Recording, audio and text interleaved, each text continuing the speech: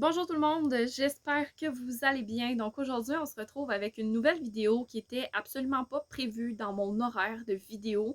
Mais je suis tombée sur un mème littéraire il n'y a pas si longtemps. Malheureusement, je l'ai vraiment perdu, vive les réseaux sociaux. Je sais à quoi il ressemblait, je sais qu'est-ce qu'il disait et j'ai envie de débunker ce meme avec vous. Le meme en question, en voici la reconstitution faite par mes soins. Donc bien évidemment, c'est un meme qui se moque un petit peu du fait qu'en français, on a beaucoup de lettres qui sont muettes et que notre graphie correspond très peu à la phonétique de la langue. Et puisque c'est quand même un sujet, vous le savez peut-être pas, mais qui m'intéresse énormément, qui me titille assez facilement, considérant que je suis fan de français, mais de langue en général et du fonctionnement des langues, eh bien, je trouvais ça quand même intéressant d'aller voir est-ce que vraiment il y a une si grande différence que ça si on enlève toutes les lettres muettes des mots, dans le fond, quand on écrit. Et c'est ça qu'on va aller débunker aujourd'hui ensemble. J'avais pensé peut-être faire une version où on écrit 100% phonétiquement, donc juste au son. Dites-moi si ça pourrait vous intéresser, une espèce de part 2 de cette vidéo. Why not coconut? J'ai fait l'exercice rapidement sur un début de post Instagram, de reprendre ce post Instagram-là et de le traduire sans lettres muettes.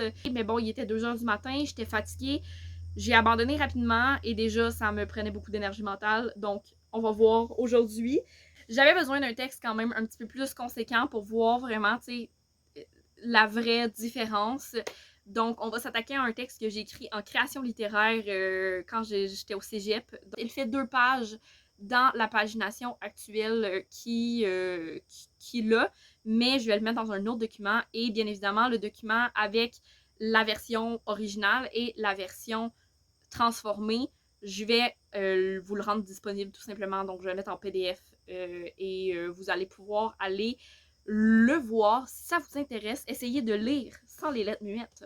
Donc, on ouvre l'ordinateur et on se lance, gang. Là, je pense que le plus gros défi de ce que j'ai pu retirer du comme micro-test que j'ai fait il y a genre 2 jours, c'est vraiment de savoir déterminer en fait les lettres qui sont réellement muettes d'un certain sens. Donc, au-delà de déterminer qu'est-ce qu'est une lettre muette en français, je pense que c'est juste de décider, en fait, qu'est-ce qui rentre pas. Et ce que j'ai décidé de me mettre comme balise, c'est une lettre, je la garde tant qu'elle participe à la création d'un son. Donc, tant que je n'ai pas le choix d'avoir cette lettre-là pour former le son que j'ai dans mon mot, pour que le mot soit compréhensible, ne change pas de sens et tout, eh bien, cette lettre-là va être importante. Donc, je vous dirais que à partir du mini-test toujours que j'ai fait, c'est beaucoup des lettres qui terminent qu'on va supprimer, donc des lettres qui terminent un mot, beaucoup des E. Je suis présentement en train de faire le montage de la vidéo et je voulais ajouter une petite précision concernant le E en terminaison du mot, parce que en français, le E à cette position-là du mot, souvent, va avoir une fonction de faciliter la prononciation de la consonne finale. Il n'est pas 100% muet, mais en même temps, il n'est pas non plus 100% nécessaire. Donc, vous allez voir que dans la majorité des cas, j'ai décidé de l'enlever quand même, vu qu'il n'est pas 100% nécessaire à la création du son, même si, techniquement, eh bien, il facilite la prononciation de celui-ci. Donc, voilà, je voulais juste ajouter cette petite information-là pour que tout soit clair pour vous. Et aussi, quelquefois, on va probablement avoir des lettres doubles qui ne participent pas à la création du son. Donc, par exemple, c'est pas un double L qui fait un Y, mais genre un double L comme, mettons, dans collection, où c'est un L, un le, mais vous avez compris. Le texte s'intitule Venin d'émotion, comme vous pouvez voir. Et je ne sais même pas si ça prend vraiment un S à émotion, mais on va le laisser là. Venin d'émotion, déjà, venin, ça ne bouge pas. Allez, on aime tout ça. Et le D apostrophe est important, d'émotion. Et là, ce qui est drôle en français, c'est que nos terminaisons, nos accords du pluriel sont très souvent muets, donc ne se prononcent pas. Donc on les enlève. Yes! OK. Ça va être grammaticalement vraiment nul, hein. Je vous le dis tout de suite. Il y a des choses qui... Ça va partir en cacahuète au niveau de l'orthographe grammaticale, mais on va vivre avec ça. C'est pour les biens de l'exercice et du débunkage. Journée, pas de E, ou ça va être horrible. Comme le E ne se prononce pas. Et on a une double lettre en plus, fait que dans le fond, ça va être juste ça. Beaucoup, le P ne se prononce pas. Non, je veux pas mon P. Oh là, ça va être horrible, hein, la correction automatique. Hihi! Ok, d'autres. D'autres. On dit pas d'autres. D'autres. D'autres avant. En fait, est-ce que, dans le fond, je vais l'enlever le T. Je pense à ça, mais c'est parce que avant. Ouais. On va garder. On va enlever le T parce que techniquement, ES produit le son E. C'est une possibilité. Donc, le T n'est pas techniquement utile pour produire le son E. Écoute, on fait des choix comme on peut, hein. Avant elle.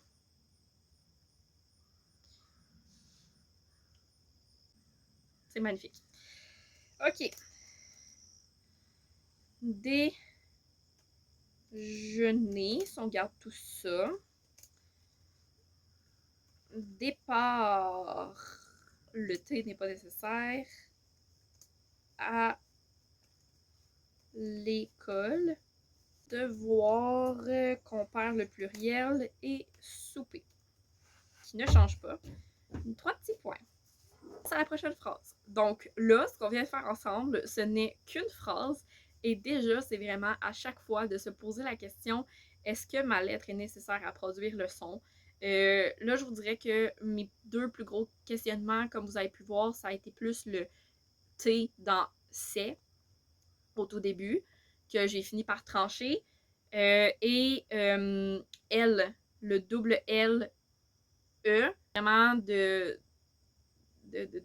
se décrocher un peu de toutes les règles de grammaire, de graphie, puis d'essayer de penser vraiment juste purement phonétiquement, est-ce que c'est nécessaire? Et dans le fond, pas vraiment quand on y pense. Je pense que je vais juste faire un petit peu de montage, vous mettre un time-lapse parce que sinon ça va être très long et on se retrouve après tout ça.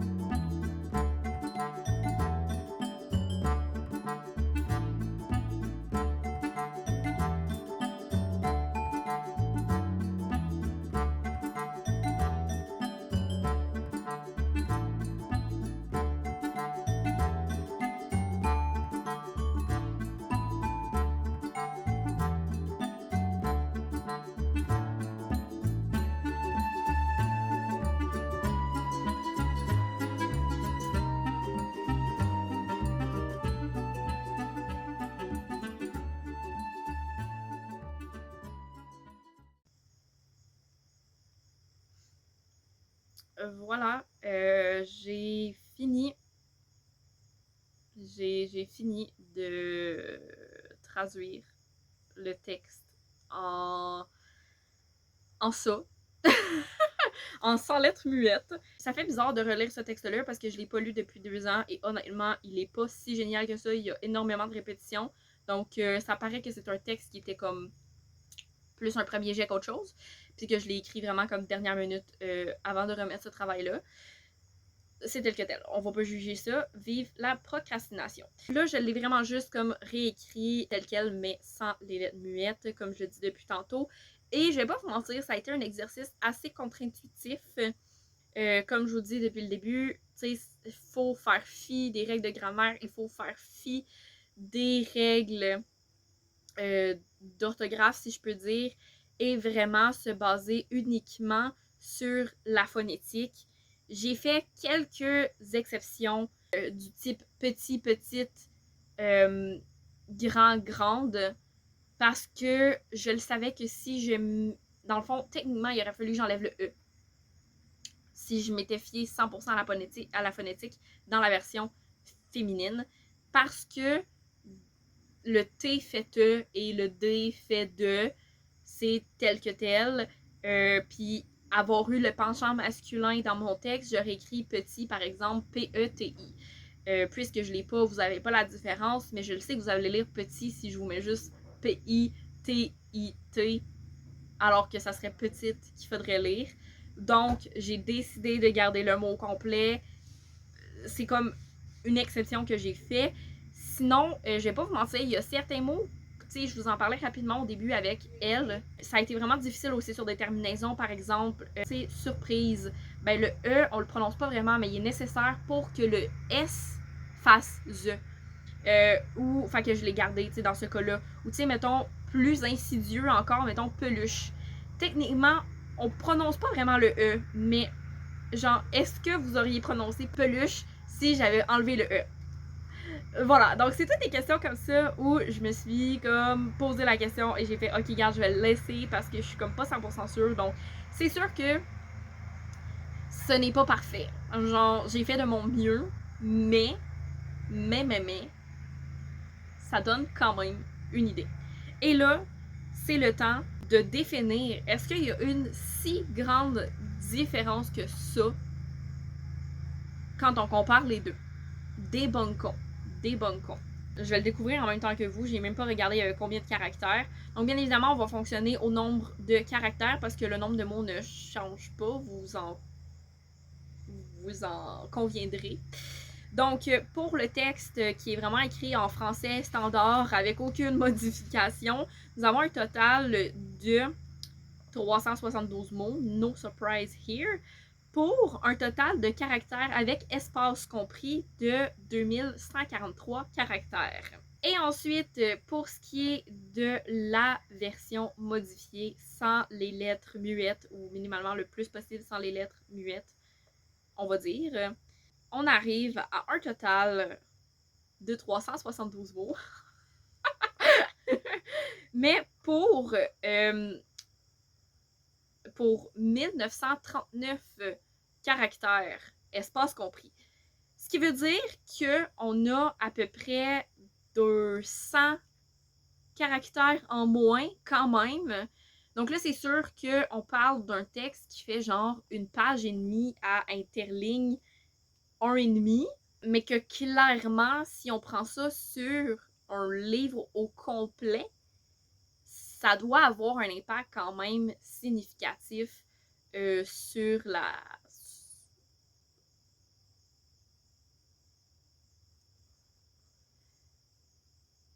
Enfin, bref, c'est sûr que ça doit avoir un impact quand même significatif sur l'espace pris par les mots sur une page. On va dire ça comme ça, donc sur la grosseur du livre. Pour compléter un petit peu notre expérimentation du jour, j'ai décidé de faire quelques recherches pour connaître les nombres qui font partie de la composition d'un roman en moyenne. En combinant les nombres de ma recherche et ceux de notre expérimentation, j'ai pu faire les calculs que vous voyez se défiler devant vos yeux. Calculs qui m'ont permis d'avoir un total de nombre de pages pour un 50 000 mots sans modification de caractère lié à l'enlèvement des lettres muettes. On arrive à 125 pages. Et pour la version avec des modifications, donc celle qu'on aurait fait aujourd'hui, on arrive à un total de 112 pages et demie. On peut se rendre compte que oui, il y a une diminution de nombre de pages, mais elle n'est pas si marquée, ça reste quand même minime sur le total du livre. À partir de là, bien évidemment, on comprend que plus le livre va être gros, plus la diminution va être importante, mais est-ce que ça va être important au point de se remarquer vraiment sur la taille du livre?